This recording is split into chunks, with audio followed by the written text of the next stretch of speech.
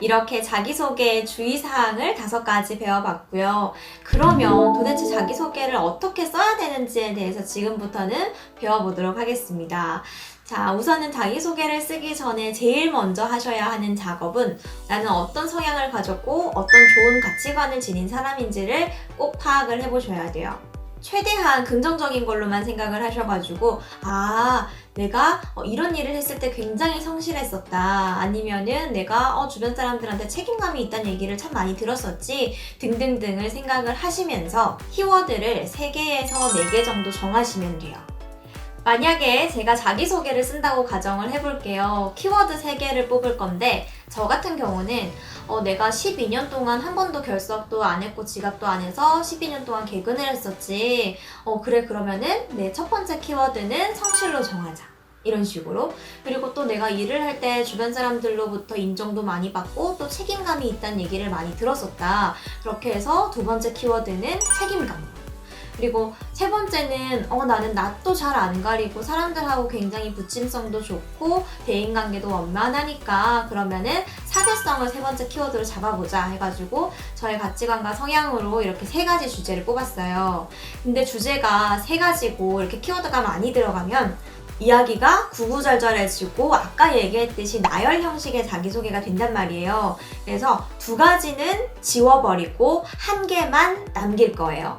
그러면 어떤 것들을 지우고 어떤 것들을 남겨야 하는지 그 작업이 이제 필요할 거 아니에요. 그쵸? 3가지 중에 사례가 조금 약한 것부터 지워주시면 돼요. 예를 들면 12년 동안 개근을 한 것은 굉장히 대단한 일이기는 하지만 결석을 안 하고 지각을 안 하는 건 어떻게 보면 조금 당연한 일이거든요. 그래서 아쉽지만 성실을 저는 먼저 지울 것 같습니다.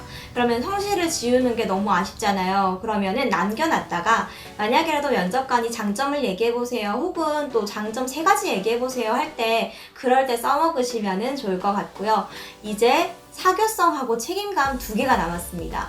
요 2개도 다 괜찮기는 한데 내가 지금 어디 지원하는지를 여러분들이 따져보셔야 돼요. 그래서 내가 지금 지원하는 분야가 사교성을 조금 더 요구하는 부분인지 아니면은 책임감을 조금 더 요구하는 데인지 이런 것들을 비교를 했을 때 뭐가 더 잘 어울리는지를 따져보고 여러분들이 주제를 선택해 주시면 될 것 같습니다.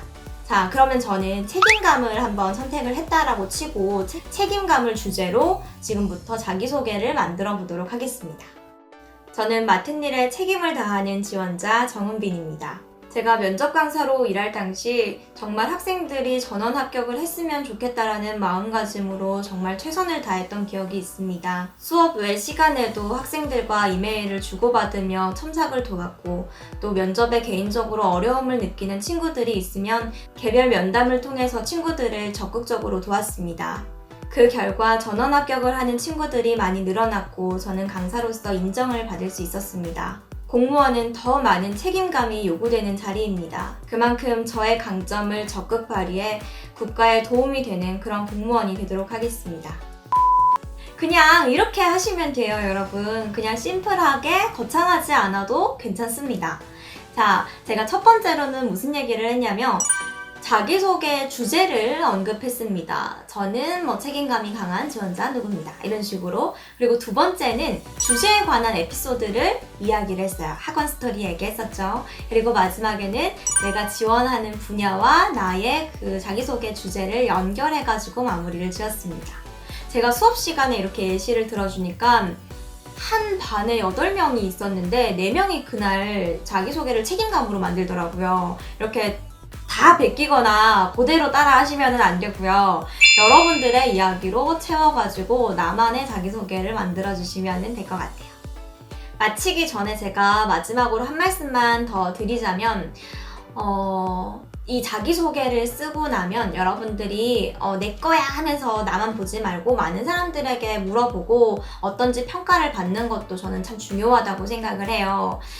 그걸 좀 느꼈던 순간이 또 언제였냐면 제가 자주 보는 유튜버 중에 날것의 수민이라는 분이 계세요. 근데 그분께서 이제 자기소개를 쓰면서 본인이 썼기 때문에 그리고 되게 공들여서 쓰기도 했고 내 이야기다 보니까 이 글이 이제 자기는 자식 같은 거야. 그래서 그냥 이게 마냥 잘 썼다고 생각이 드는 거예요. 근데 스터디를 해보니까 이제 객관적으로 내 자기소개를 볼 수 있는 기회를 얻은 거죠. 그리고 좀 날카롭게 사람들이 좀 피드백도 해주고 하다 보니까 고칠 부분들이 이제 막 보이기 시작을 했대요. 그러니까 여러분들도 지금 제 영상 밑에 댓글로 남겨주셔도 괜찮고 아니면은 자기소개 쓴 거를 스터디원들에게 보여주면서 피드백을 받아보는 시간을 꼭 가지셨으면 좋겠습니다. 아셨죠? 수방TV 밑에다가 댓글 남겨주시는 분은 제가 일일이 다 읽어보고 피드백을 해드리도록 하겠습니다. 자, 이렇게 자기소개에 관한 영상은 끝이 났고요. 여러분 어떻게 도움이 조금 되셨나요? 도움이 되셨다면 구독과 좋아요를 눌러주시면 감사하겠습니다. 아까도 얘기했듯이 이제 대입 수시 면접 기간이기 때문에 여러분들이 정말 많이 바쁠 것 같아요. 다른 면접을 준비하시는 분들도 그렇고요. 그래서 앞으로도 저는 면접과 스피치 컨텐츠로 많이 영상을 업데이트 할 거고, 근데 이제 DM이나든지 아니면 제 주변에서도 스피치 영상을 좀 올려달라는 얘기가 많아가지고 9월에는 스피치 영상을 하나 올려볼까 합니다. 많은 기대 부탁드리고요. 오늘도 수방TV는 여러분들의 미래를 응원하면서 여기까지 끝마치겠습니다. 안녕!